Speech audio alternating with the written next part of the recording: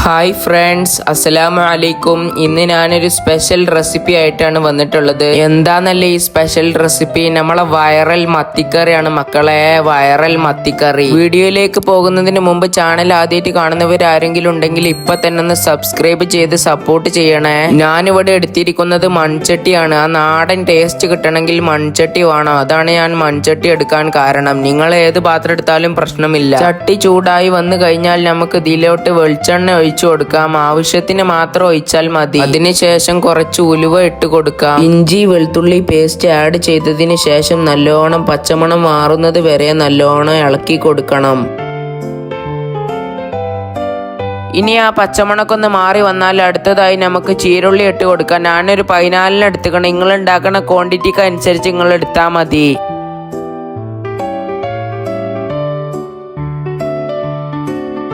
അങ്ങനെ നമ്മൾ നല്ലോണം ഇളക്കി അതിൻ്റെ പച്ചമണൊക്കെ മാറിയതിൻ്റെ ശേഷം നമ്മൾ നേരത്തെ അരിഞ്ഞ് മാറ്റി വെച്ചതിനെ നമ്മളെ വല്യുള്ളി ഇട്ട് കൊടുക്കാം. വലിയ ഉള്ളി ഇടുമ്പോൾ നല്ലോണം അത് വഴറ്റി വരുന്ന വരെ മിക്സ് ചെയ്തുകൊണ്ടേ ഇരിക്കണം.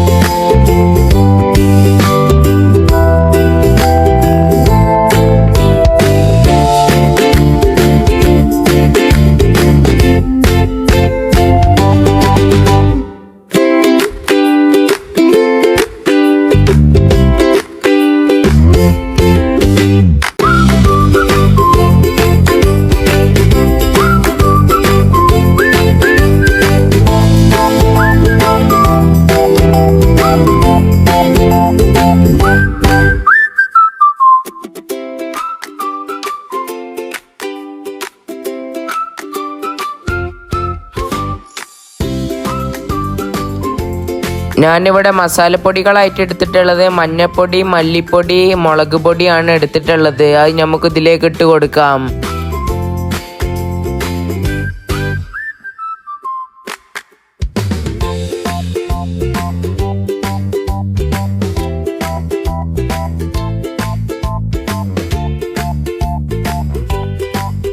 മസാലയുടെ പച്ചമണൊക്കെ മാറി വന്നു കഴിഞ്ഞാൽ നമുക്ക് പുളിവെള്ളം ഒഴിച്ചു കൊടുക്കണം.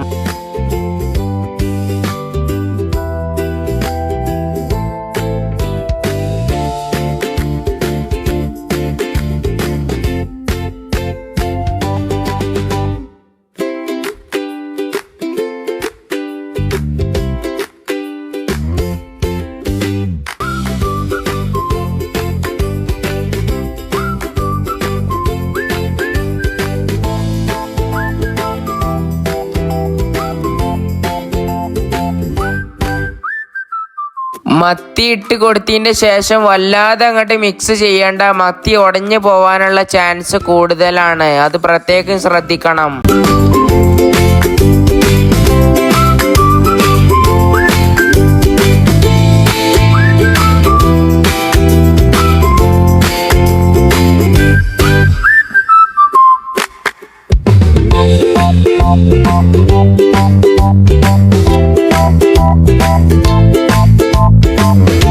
അങ്ങനെ നമ്മളെ മത്തി കറി ഇവിടെ റെഡി ആയി കഴിഞ്ഞിട്ട് ഇനി അതിക്ക് തേങ്ങാപ്പാലും കൂടി ഒഴിച്ചു കൊടുക്കണം. എന്നാലേ നമ്മളെ വൈറൽ മത്തിക്കറി ആവുള്ളൂ.